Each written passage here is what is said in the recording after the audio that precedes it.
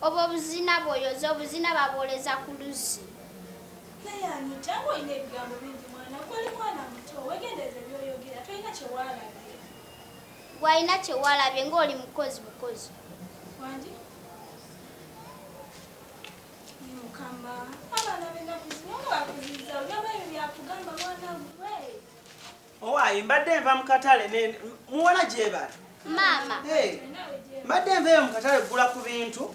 Ate mbalaba. Maama, olaba ono mbadde enjala ne mugamba avaayo sooka enjala n'agaana natandika kunyombesa nvuma. Akuvuma? Iye. Akuvuma? Gwe muwala masiikini gwe ng'omanyiira. Mukyala saagala nze kumanyiira mwana wange.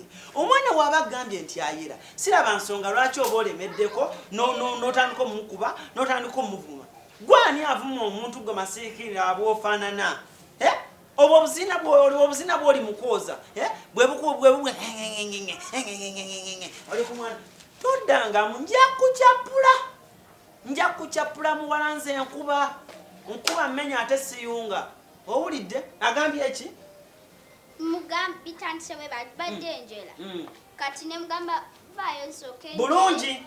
Iye. Ne mugamba vaayo nsooka enjala n'agamba sijja natandika okunvuma n'era mwe muli baavu naye mwessaawo. Kati biki wano tonsanzeewo. Naye Anita, yala kutuufu obadde olaba nkyayoza. Nkugambye osooka onnyindeeko mmaliriza okwoza. Goba house girl wakamumala mu bbanga ki ovevenga ojejebukana. Wakamumala mu bbanga ki? Totusanzeewo wano. Gwani gwe bagamba okuvaawo omwana ayere ono omwana tebamugambako. Ante tebamugambako. Owulidde nnyabo?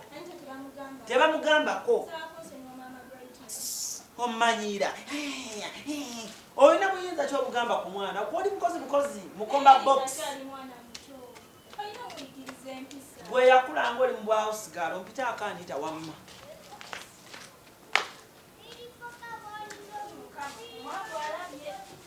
Thank you.